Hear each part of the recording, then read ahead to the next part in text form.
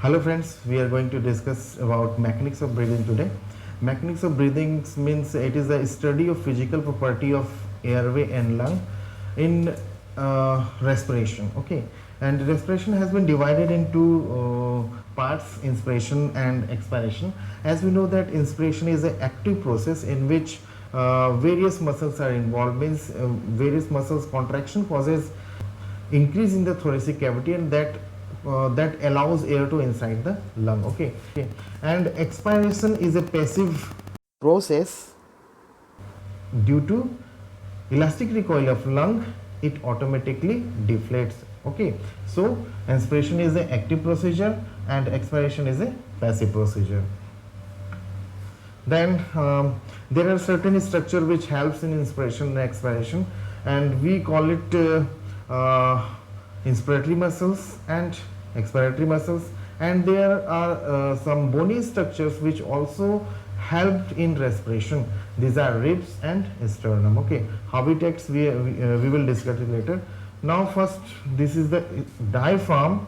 It is a stout skeletal muscles which separates the abdominal cavity from thoracic cavity. Okay, and these are the ribs which forms thoracic cage, and this is the sternum which forms the anterior part of chest wall. Okay, and there are some muscles which are involved in the inspiration.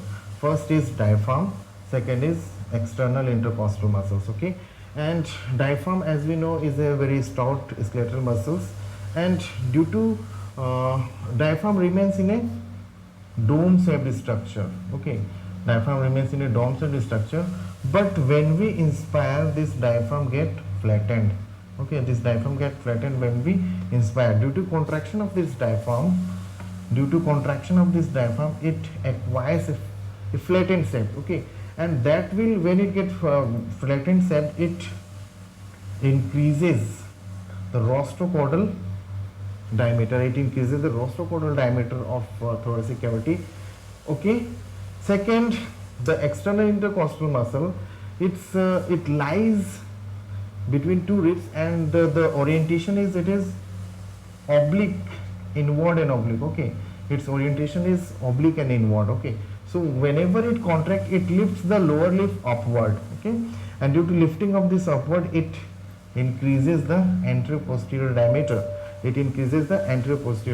Okay, and these are the two muscles which are functioning or working in a quiet respiration or a normal respiration or normal inspiration. Okay, and if we need to suck more and more air, then what happens? There are some other accessory muscles are there which help in forced inspiration. Okay, so in forced, these are the muscles which help in forced inspiration, that is scalene muscle and sternocleidomastoid muscles. Okay, these muscles has insertion in the first and second ribs, and due to that, whenever they contract, it lifts the whole thoracic cage upward, and it will increase the volume of thoracic cage. Okay, this is how these muscles help in inspiration. What happened? Whenever they increase volume of thoracic cage by any mean, it will increase the intrapleural pressure. Lung will expand. Okay, now these are the events of inspiration in which what happened? Contraction of first occur, that is contraction of diaphragm. Okay, whenever contraction of diaphragm occurs, this dome shaped diaphragm get flattened, and it will increase the thoracic cavity.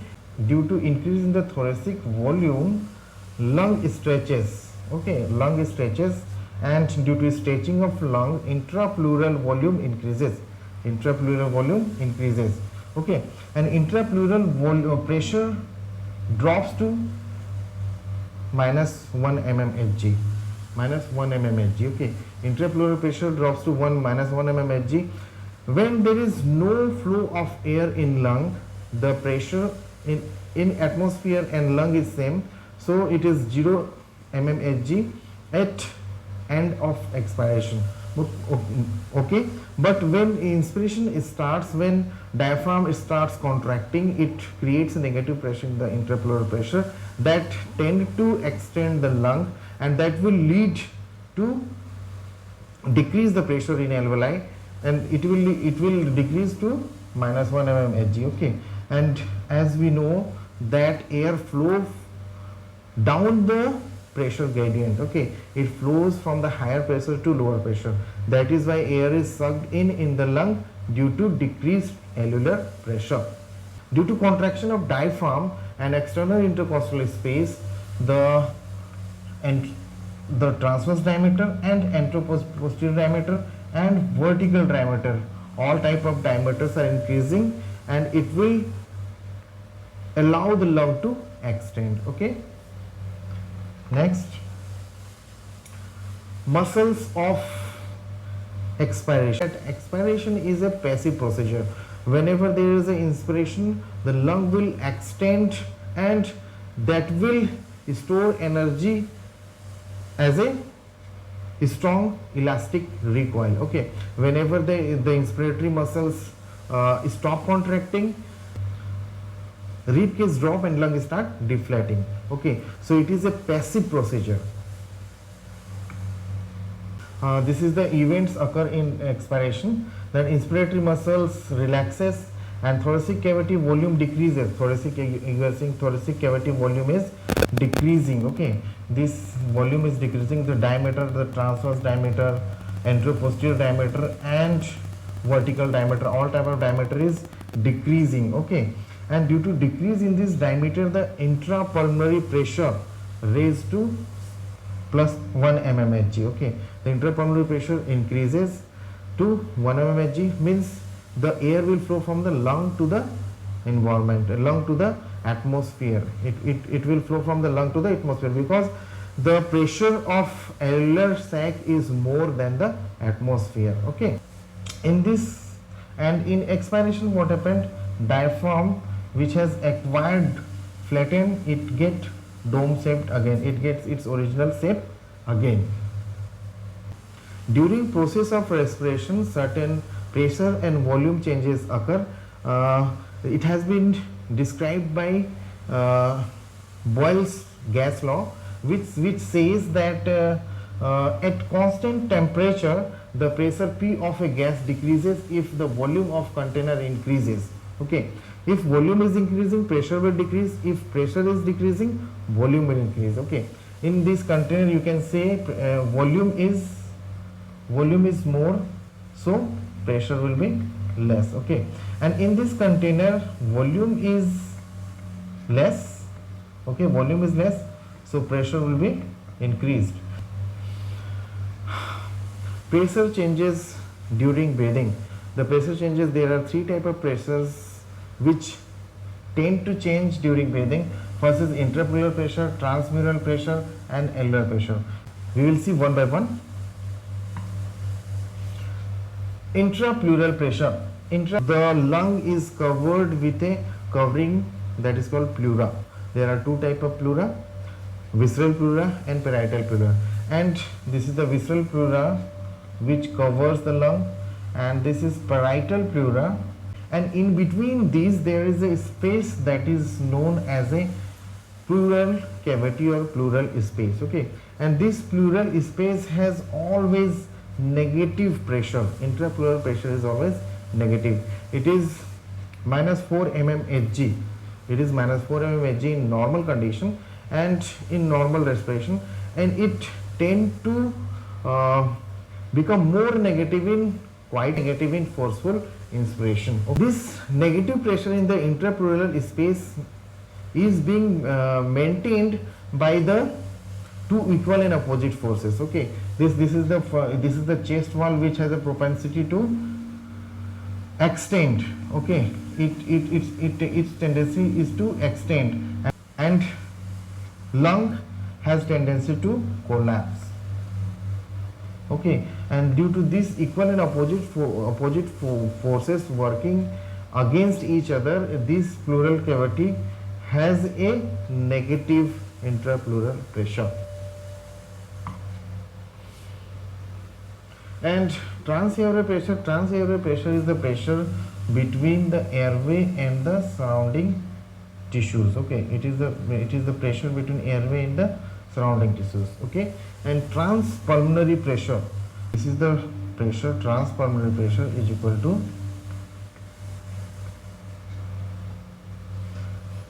alveolar pressure minus intrapleural pressure. Okay, and whenever there is increase in this transpulmonary pressure, whenever this transpulmonary pressure increases, there will be increased entry of air inside the lung. Okay, it will extend the lung for forceful inspiration. When the value of this transpulmonary pressure will increase, it will allow more and more air to get into the lung. Okay, and alveolar pressure. Alveolar pressure is the pressure in the alveolar sac. Okay, at the end of expiration, when there is no airflow in the lung, the pressure is 0 mmHg, and when inspiration starts, it get more negative and it goes to 1 mmHg. Okay, and due to when it becomes subatmospheric, means when its pressure decreases more than the atmospheric pressure, the air is going inside the lung. When the pressure in the alveoli becomes subatmospheric, okay, that is 1 mm minus 1 mm Hg. There are some pressure changes occurs during respiration. Okay, and we see it in end expiration. At the end expiration, what happened? Alveolar pressure is 0 centimeter of water, and atmospheric pressure is also 0 centimeter of water. Means there is no pressure difference in atmosphere and alveoli. Okay, then at this moment, intrapleural pressure is minus 5 centimeter of water. Okay, and so it tends to be negative. It tends to be negative always, and due to negative intrapleural pressure only, this the lung is ready to suck air from environment. Okay, now what inspiration? During inspiration, what happened? Chest wall extends. Okay, chest wall extends. Due to extent of chest wall, the pressure, the negative pressure in the intrapleural pressure increases up to 8 centimeter of water, and due to increased negative pressure, this will also drag the lung outward. Okay, this will also drag the lung outward, and due to this minus 1 centimeter of water pressure is generated in the alveoli, that will lead to suck air from environment. Okay, there are two type of breathing: abdominothoracic and thoracoabdominal. Abdominothoracic breathing is seen in males. Again, the reason is because its diaphragm is very stout skeletal muscles, and it is more prominent action is seen in males. Okay, and when inspiration occurs, the diaphragm descends and it pushes the abdominal content downwards. Okay, and thoracoabdominal breathing is seen in females and children. Okay, females and children, the reason is that their respiratory cage structures are more prominently involved in respiration. Okay, so these are the two type of respiration.